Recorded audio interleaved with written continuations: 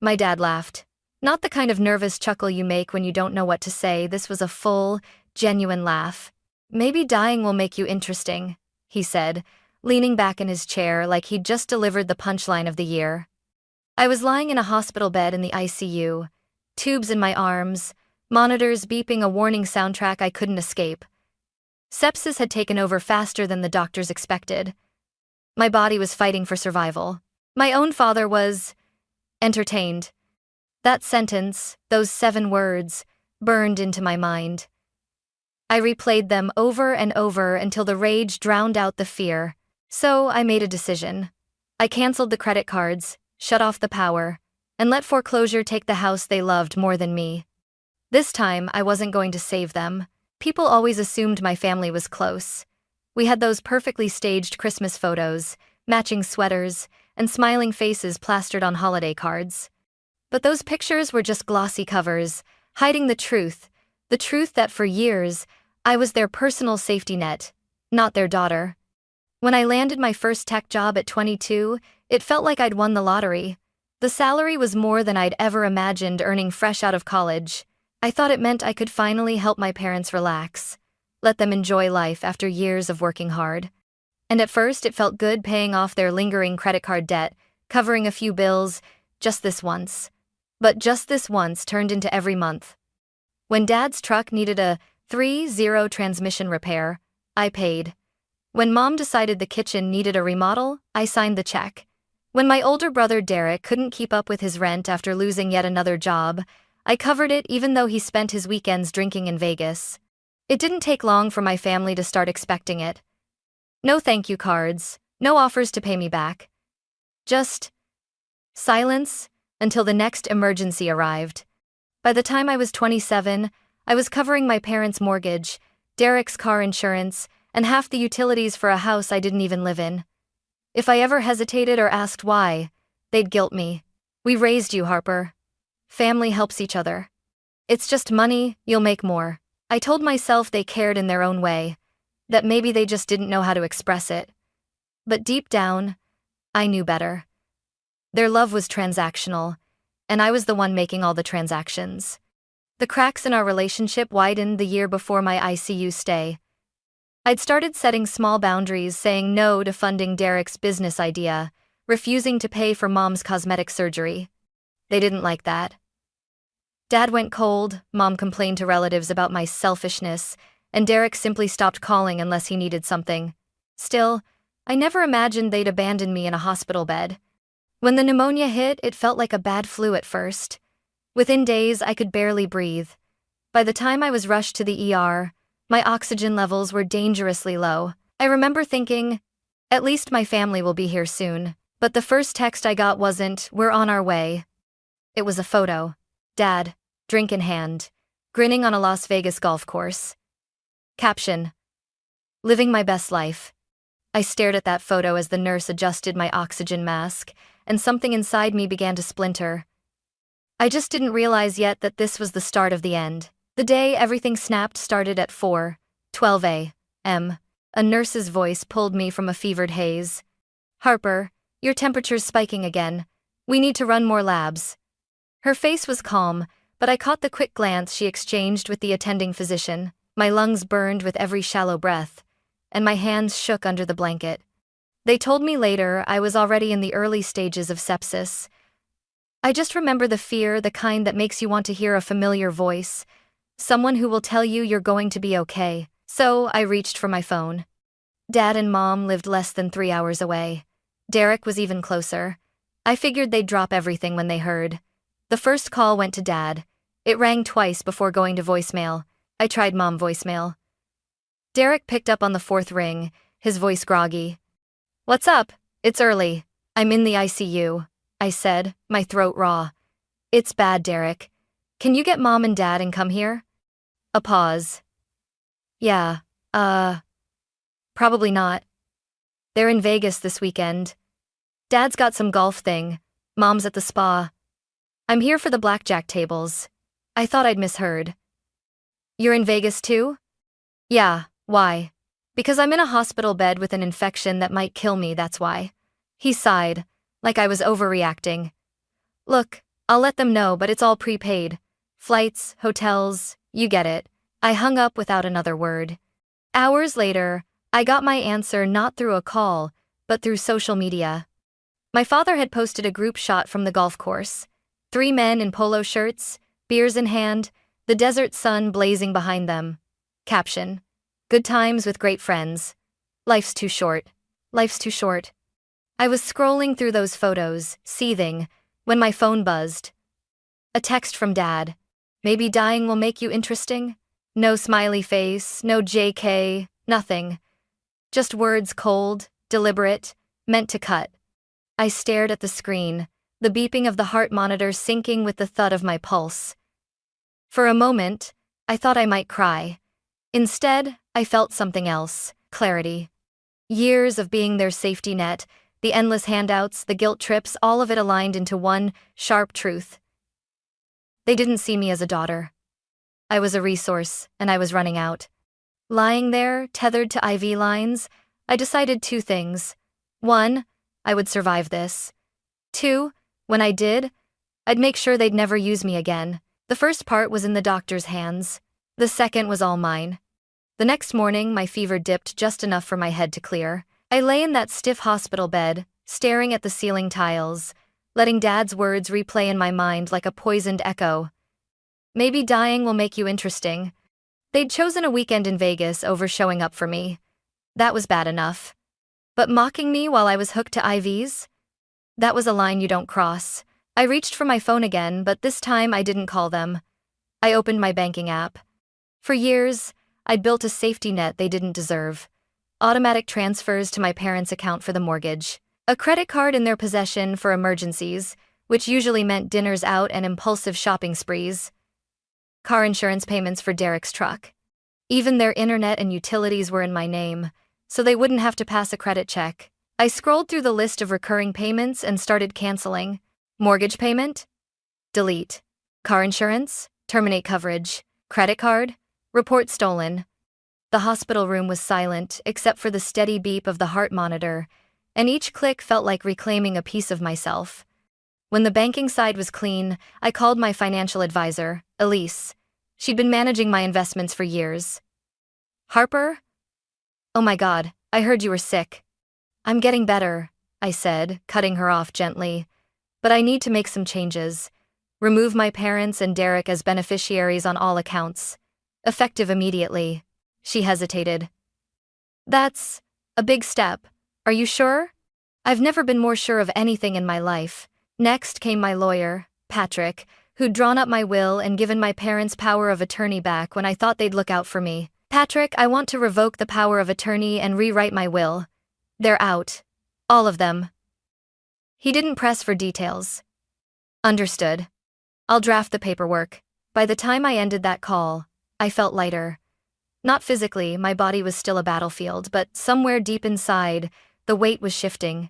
It was almost laughable, how easy it was to dismantle the empire of handouts I'd built for them. A few phone calls, a few keystrokes, and suddenly the well they'd been drinking from was dry. I imagined Derek swiping that credit card at a blackjack table and watching the screen flash declined. I pictured Mom flipping a light switch in their kitchen and finding darkness. I pictured Dad at the golf resort front desk, demanding to charge the room and the clerk shaking their head. It wasn't petty, it was justice. They'd left me alone in the fight for my life. Now, they could learn what it felt like to fend for themselves. And I hadn't even started yet. It didn't take long for the calls to start. The first came that evening, just as I was settling back against the pillows, a cup of lukewarm hospital tea in my hands. Dad's name flashed across the screen. I let it ring out. 2 minutes later, it rang again. This time I answered. Harper, he said, his voice tight. There's something wrong with the credit card. It was declined at dinner. I kept my tone flat. That's strange. Maybe call the bank? We did. They said it was reported stolen. Did you? Yes, I said, cutting him off. While I was lying in the ICU and you were golfing in Vegas, seemed like someone else was using it. Silence. Then, Harper, be reasonable. We're stuck here without money. I thought you paid for the trip yourselves. That's what you told me. Click. I hung up. 5 minutes later, Derek called. What the hell, Harper? You stranded us. The hotel says we need to pay for another night and we can't. Mom's freaking out. Maybe pawn something, I suggested. Or call one of your business partners. You're unbelievable. Funny. That's exactly what I think about you. The calls kept coming, Mom sobbing into the phone, Derek swearing, Dad alternating between calm negotiation and sharp threats. By the third round, I put my phone on silent. Somewhere around midnight, I drifted into the deepest sleep I'd had in years. The next update came the following afternoon from my friend Mia, who had spotted Derek's Instagram story. It was a shaky video of him and Dad arguing with the hotel front desk clerk. The caption read, "Some people just don't understand loyalty." I almost laughed. Loyalty, coming from them, was like hearing a thief complain about getting robbed. 3 days later, I was released from the hospital. I'd lost weight, my muscles felt like jelly, but I was alive, and I was ready. Back in my apartment, I moved on to phase 2, utilities. The electric account in my name? Cancelled. Gas? Cancelled. Internet? Gone. Even their phone plan, which I'd been paying for since Derek was in college, was terminated. That's when the voicemails took a darker turn. "You're ruining us, Harper," Mom's voice cracked. "The bank says they're starting foreclosure proceedings. Do you know what that means?" "Yes," I said to the empty room as I deleted the message. "It means you'll finally have to stand on your own 2 feet. And that was the point. For years, I'd been the cushion between them and the consequences of their own choices. Now, for the first time, they were falling and there was nothing soft to land on. At first, their calls were drenched in desperation, shaky voices, long pauses, words meant to tug at my heart. "Harper, sweetie," Mom whispered in one voicemail. "We made mistakes, but you can't just leave us like this. We're family. We need you." I almost believed her for half a second. Then I remembered her sipping champagne in a Vegas spa while I was struggling to breathe. By the end of that week, the tone had changed. Derek was the first to snap. "You think you're better than us now?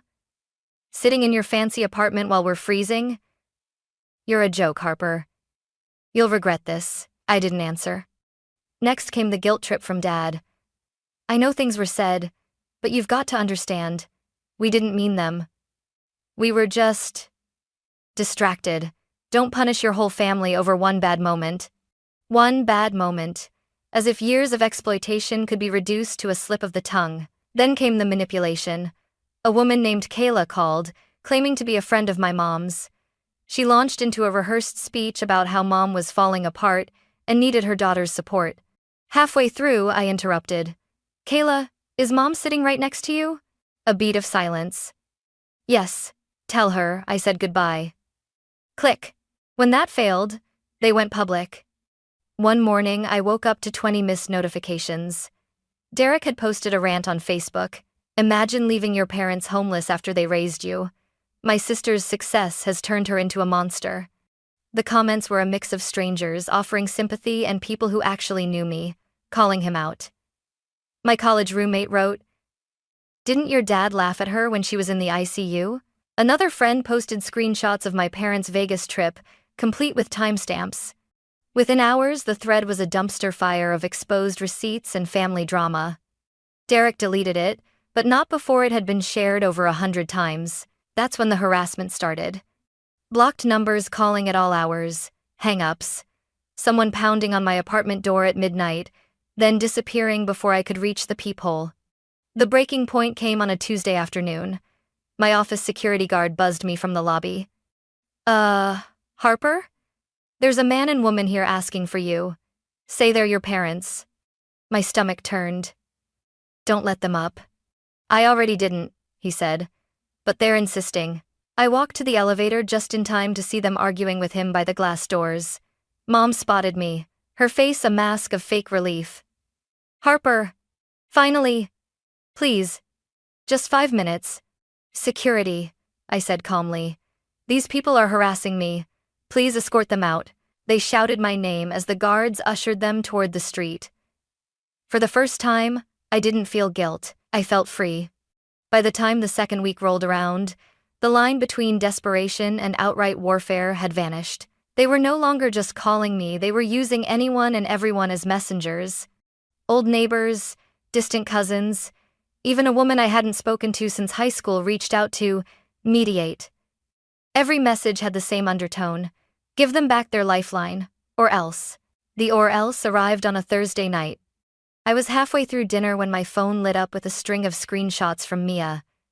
Derek had posted on Instagram again a grainy photo of me at a college party years ago, drink in hand, captioned, "Some people act all high and mighty now, but they've always been reckless. Guess money just makes them colder." Within minutes, my inbox was flooded with strangers commenting on my looks, my job, my character. But the thing about playing dirty online is that it leaves a trail, and my friends knew exactly how to follow it. By morning, the post was deleted, replaced by a vague apology about family misunderstandings. Too late. I had the screenshots. That weekend, I got a knock at my apartment door. Not pounding this time, deliberate, steady knocks. I opened it to find a manila envelope lying on the floor. No one in sight.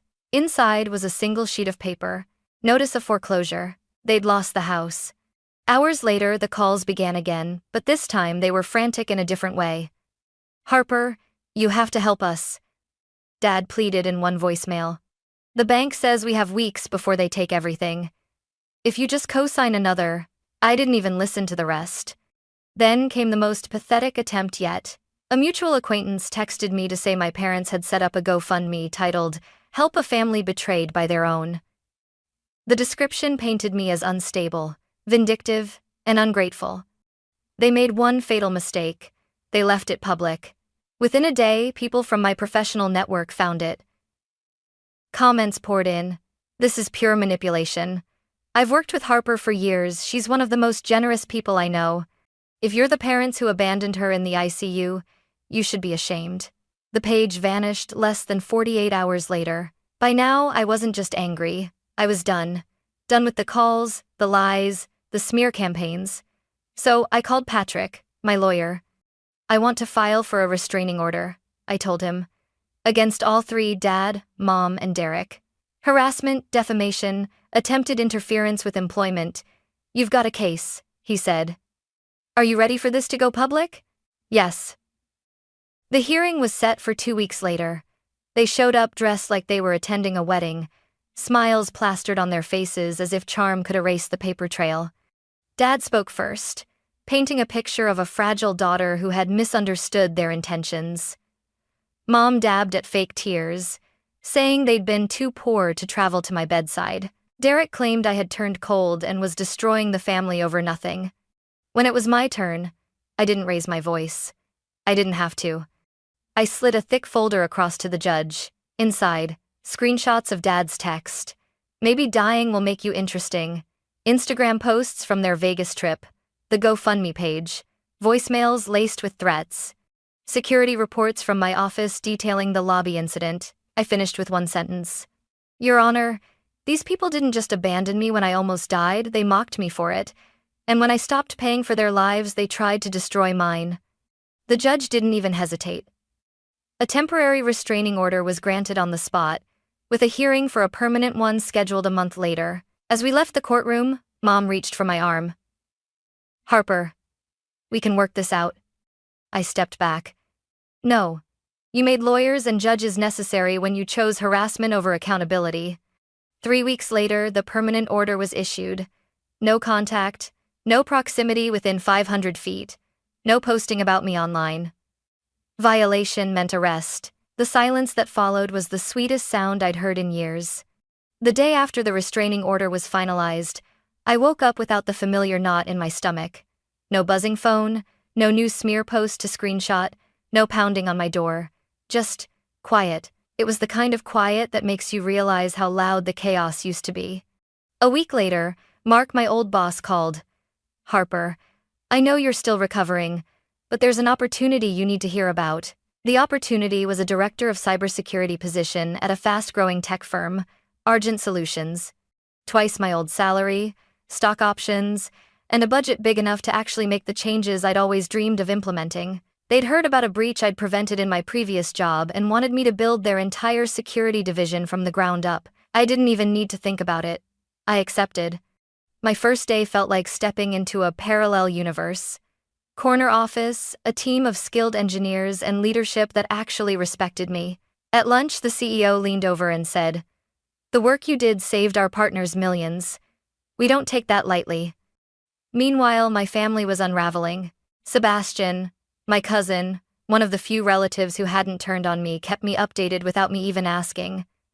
"Derek's out of work again," he said in one call. "Your mom's been posting those vague Facebook statuses about being betrayed by blood. Your dad's picking up shifts at a warehouse. They're renting a one-bedroom and arguing constantly." I didn't feel satisfaction, exactly. More like a deep, unshakable certainty that I'd made the right call. Then came the story that made me laugh out loud. Sebastian called, voice half amused, half embarrassed. "Your mom got caught shoplifting, makeup and a wedge of imported cheese. She told the store manager it was your fault." "Let me guess," I said. "She told him I abandoned her while she was struggling." "Exactly. But the manager's daughter had been in the ICU last year. He wasn't buying it. The charges were eventually dropped, but the story made the local news. The headline, 'Local Woman Blames Daughter for Shoplifting Arrest,' was enough to make sure the gossip reached every corner of town. While they were busy blaming me for their own downfall, I was building something worth protecting. My apartment lease ended, and I bought a house in the hills with a view of the city skyline. I adopted a golden retriever named Cooper, who greeted me like I was his entire world every time I walked through the door. I started hiking again, joined a cooking class, and even let myself date without the constant fear that someone would try to dig into my family drama. That's how I met Daniel, a financial analyst with a dry sense of humor and a knack for remembering the smallest details. From the start, I told him the truth that my parents and brother were out of my life for good. I expected him to flinch, maybe even walk away. Instead, he said, "It sounds like you did the healthy thing. Most people never get out." It was strange, letting someone in without the weight of all that baggage on my shoulders. But it was also freeing. For the first time in years, my life was mine. It had been nearly 2 years since the Vegas weekend when I spotted him, my father, in the frozen foods aisle of the local grocery store. He looked smaller somehow, thinner, older, like life had chipped away at him piece by piece. He was holding a coupon booklet in one hand, studying the sales on generic frozen dinners. When he noticed me, his expression shifted from surprise to something I couldn't quite name. Maybe shame, maybe resignation. "You look good," he said quietly. "Healthy, I am," I replied. He hesitated, then spoke. "I know we messed up, Harper. I know we failed you when you needed us most. I don't expect forgiveness, but I wanted you to know I understand what we lost." It was the first time any of them had taken responsibility. No excuses, no spin. "Thank you for saying that," I told him. "But understanding what you lost doesn't undo the damage." He nodded slowly. "I know. I hope someday you might give us a chance to show we've learned." "Maybe someday," I said, though we both knew the chances were slim. Right now, I'm focused on the family I'm building with people who actually care. As I walked away, I felt an unexpected pang. Not guilt, not regret, but pity. Pity for someone who had traded love for control and ended up with neither. That night, I sat on the veranda of my new home, Daniel beside me, Cooper asleep at our feet. The city lights twinkled below, a quiet reminder of how far I'd come. I thought about that girl in the ICU, fever burning through her, believing her family would come. I thought about the text that shattered that illusion. "Maybe dying will make you interesting." And I thought about how, in that moment, I chose myself. The strange thing about revenge is that the best kind isn't about hurting those who hurt you. It's about living so well that their absence becomes a blessing, not a wound. They assumed losing me would be temporary, that I'd crawl back with my checkbook and my forgiveness. Instead, they lost the best thing that had ever happened to them, and I finally got the life I'd been too busy funding theirs to realize I wanted. That's a trade I will make every single time.